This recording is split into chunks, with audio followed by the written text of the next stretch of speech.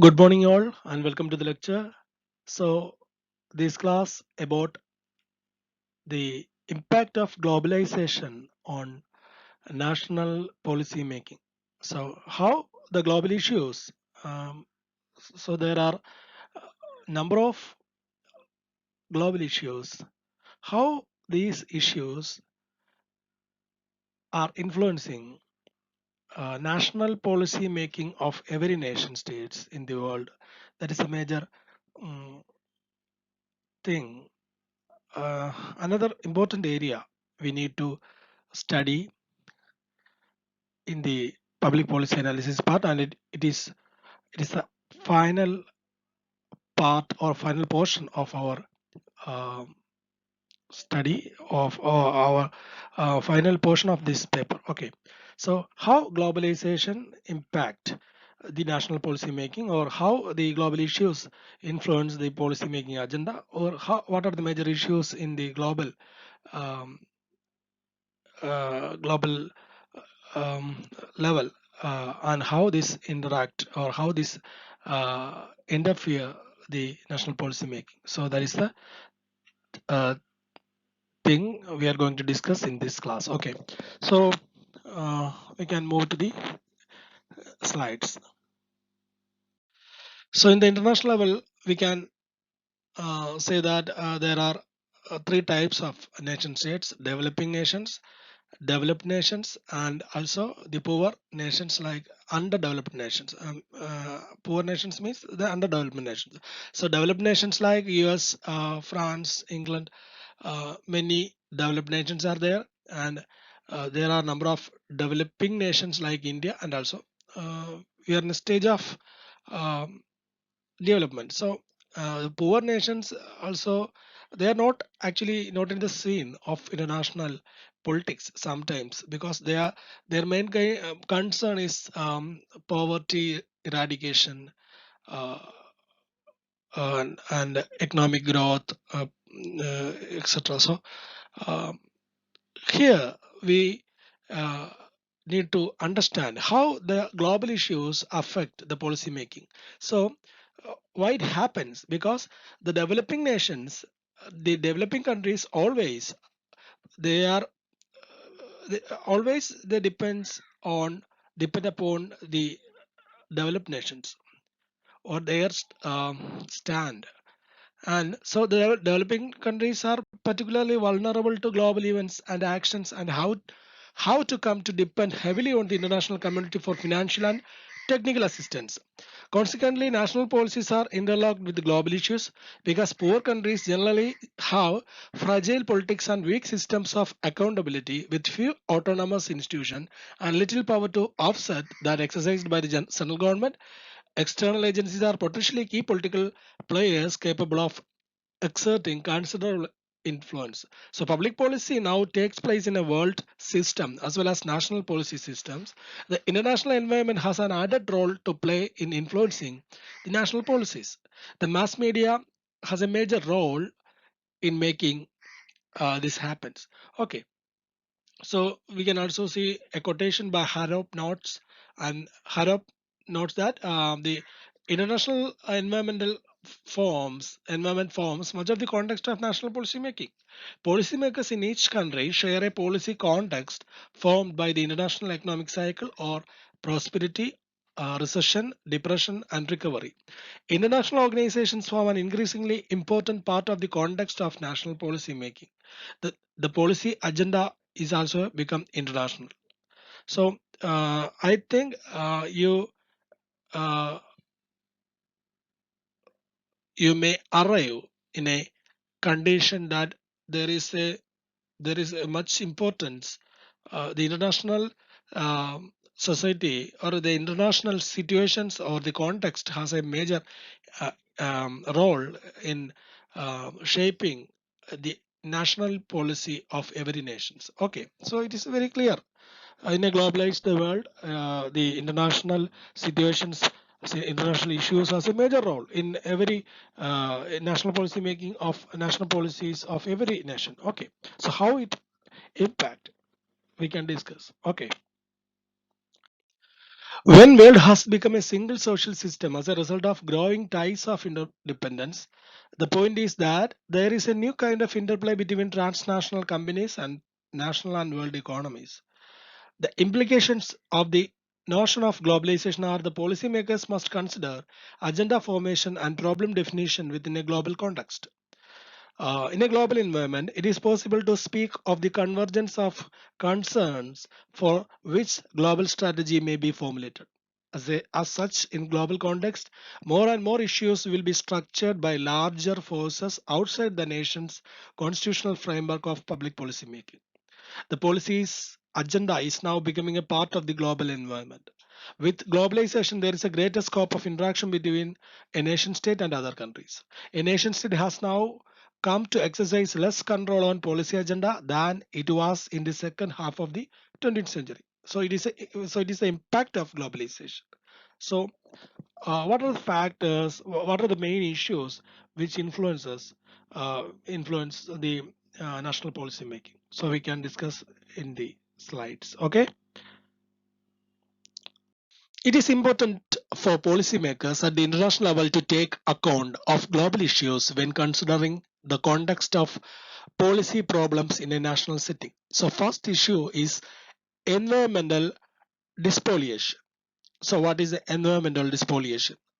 So uh, it's it's it is for the protection of environment. So the environment spoliation is increasingly penetrating policy issues.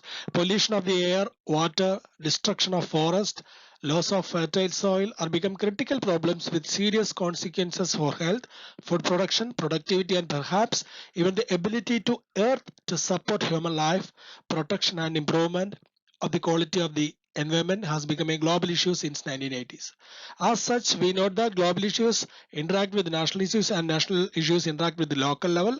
Looking at the gravity of the environmental problems, the World Commission on Environment and Development observed that the traditional forms of national sovereignty are increasingly challenged by the realities of ecological and economic interdependence. Now, here is this more true that in the shared ecosystems and the global commons, those parts of the planet that fail outside national jurisdiction. So, how the global issue, or in case of in the context of environmental protection, how it affects?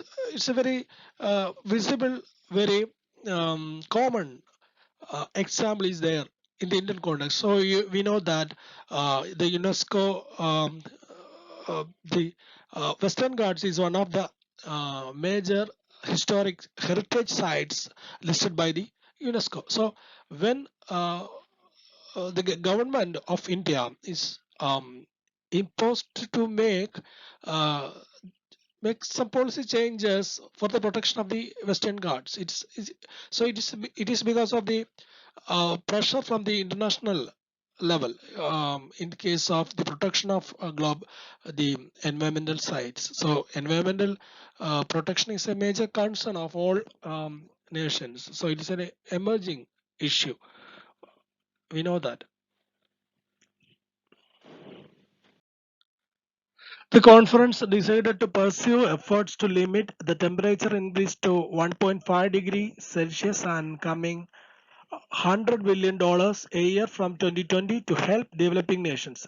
A record carbon emissions have lifted the Earth's temperature about 8 degrees Celsius since the Industrial Revolution, and the planet is on a path to exceed the UN endorsed maximum of 2 degrees Celsius of warming by 2100. So here is some data and the details of some environmental summit for the protection of the uh, environment and the living habitat. And so here, so we can know that the once a nation is making an action which is threatening the policy, the environmental policy which is formulated at the global level. So the United Nations and the allied global powers will uh, act against that particular country. For example, take the case of North Korea. Uh, they their missile launch, which is happened in 12th February 2017, was um, the world leaders were shocked and commented that North Korea must fully comply with the relevant UN Security Council resolution. So that kind of collective actions were happening against those countries when it happens. So the how the world nations is giving importance to the global issues, particularly in connection with the environmental issue, is a major uh, uh, point here. So environmental uh, protection agenda has a major role in every nation's policy making. Okay. The second important issue is poverty and population growth. So, developing countries face increasingly serious population growth and poverty problems. Despite lower poverty rates, the number of poor people has increased substantially because of population growth as well as uneven development and increasing concentration of wealth in a few segments. This is true of India, where one third of its population is living below the poverty line. World Bank estimates that 702 million people live in extreme global poverty, which is defined as living on less than $1.90 per day. So, on the population growth front, the world population has increased to some 7.5 billion. The World Bank estimates that almost 22 million people die every year from water related diseases around the world. So, the population growth also decreases the resources, natural resources, uh, everything, every resources, even it is material or in it, so resources are also decreasing. So that is a major problem. At the same time, the poverty also increasing. So it's a major issue. So the nation becomes uh, competent to make laws for the protection of for the eradication of poverty, at the same time to reduce the growth of population. Poverty and population growth have now become global issue. Uh, Policymakers and environmentalists now largely agree that efforts to reduce poverty and population growth and to achieve better living standards can be closely linked and are mutually reinforcing. The policy agenda at the global level is now on slowing the increase in population and attacking poverty. So that is the importance of poverty and population growth uh, while we consider the policy national policy agenda of every nations. So that is a major thing. Okay. HIV or AIDS. So, as we know, how corona and um, uh, and a pandemic disease, how it influence the national policy mix. So, in the coming days, nations policy making agenda uh, will change according to the conditions that is created by the COVID-19. So, like here, here also HIV and AIDS is a major uh, disease. It's a communicable disease which has become a serious concern to the international community. So, in 2005, 2015, an estimated 36.7 million people were living with HIV, including 1.8 million children.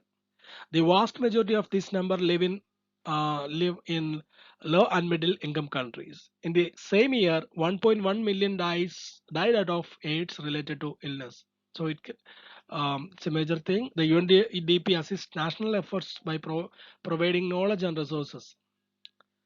So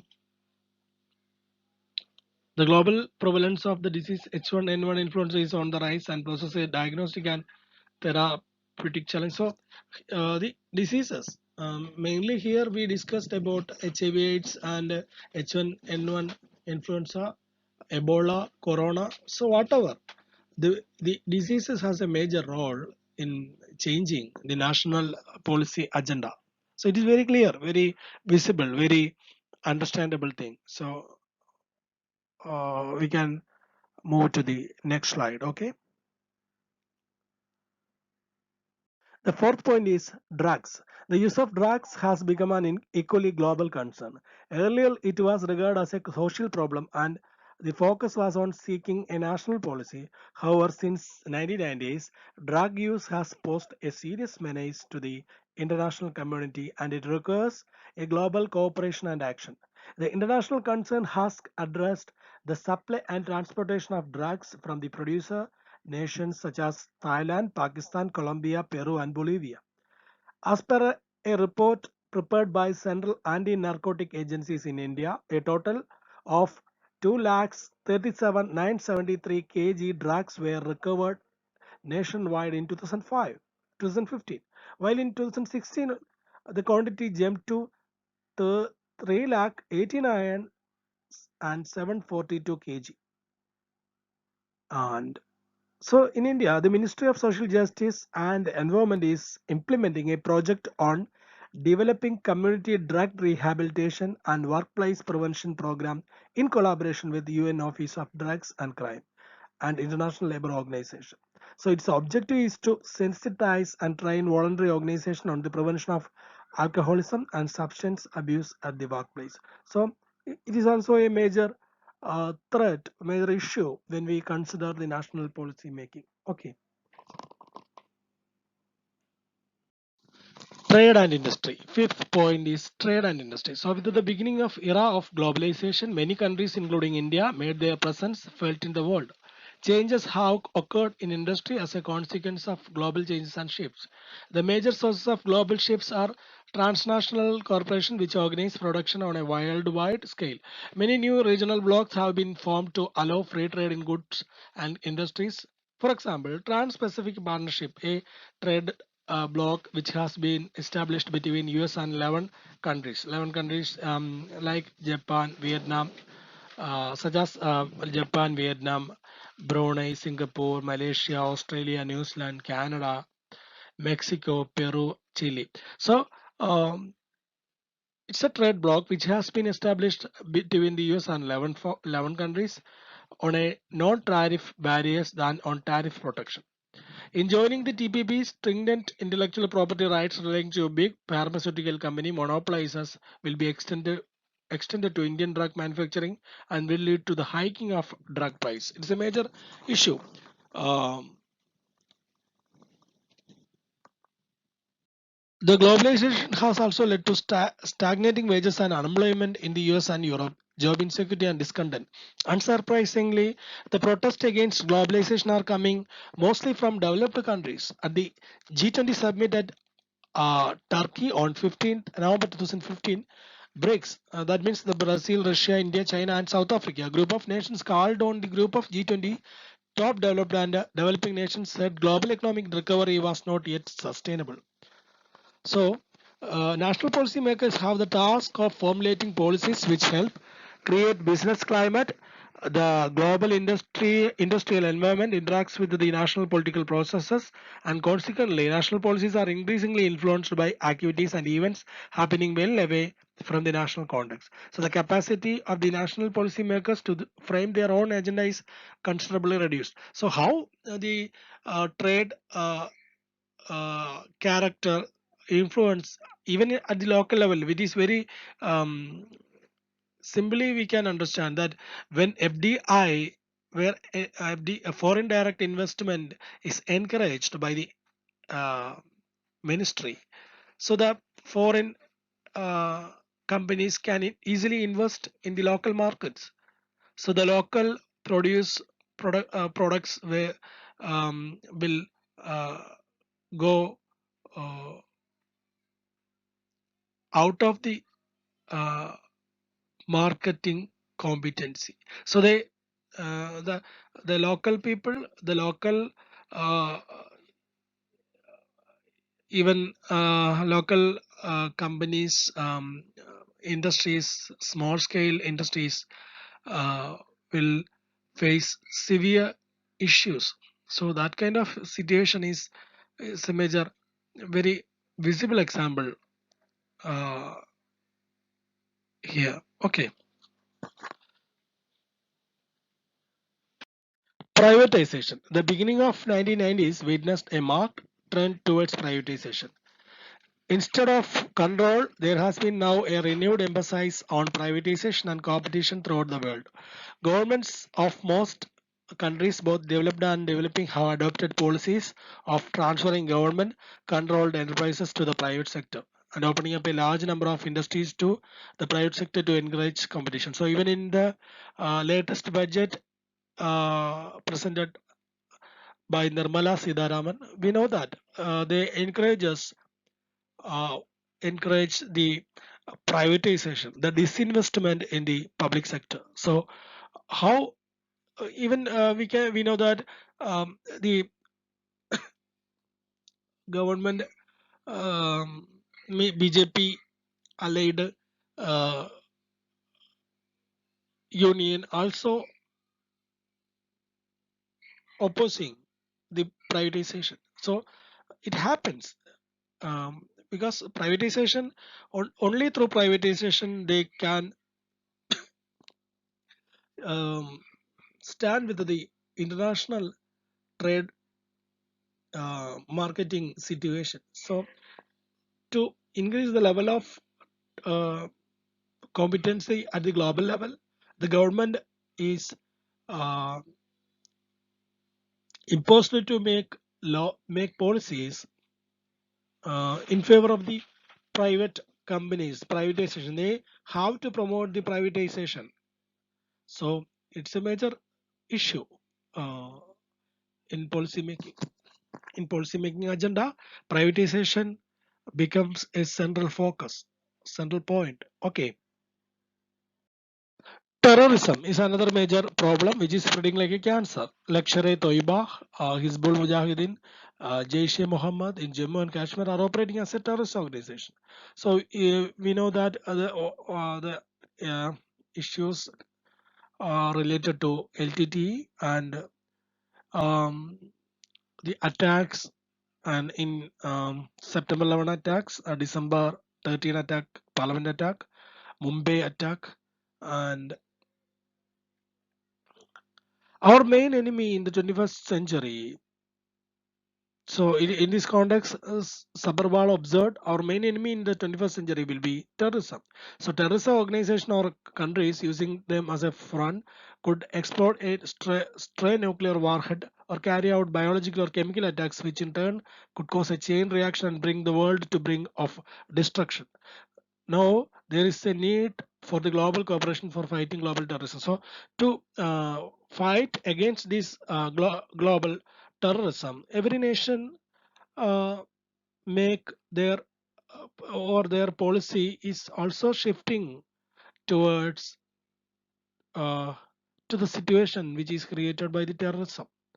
So terrorism is a major point, major global issue when we think the national think about the making of national policy. Okay, and finally, other global issues. So it may be added that the world is becoming reluctantly internationalist, recognizing the diversity of domestic, social, and economic issues, social welfare, trade, industry, agriculture, health, education, nuclear war, famine, etc. are items on the national political agenda which are tied up with the global issues. This has been accompanied by growing regionalization and internationalization. The global environment forms much of the context of national policy making. So it is largely felt that in developing democratic countries, policy agendas are driven by global forces. Problems arise in a context in which economic and social conditions play a major role in shaping opinions and political strategies. Common issues and problems within a global context may be increasingly identified in international terms, but decision making and implementation still remain largely within nation states. The global socio-economic framework interacts with the political process and policies pursued by the government of nation states. The success of nation states in policy performance will diverge notwithstanding the convergence of the global policy concerns. For sometimes, however, there appears to be a decline of globalization worldwide. The UK's withdrawal from the European Union signals that there is something wrong with the globalization era. Okay, so it's all about the global issues, the global, so the impact of globalization in shaping national policy agenda. Okay, thank you.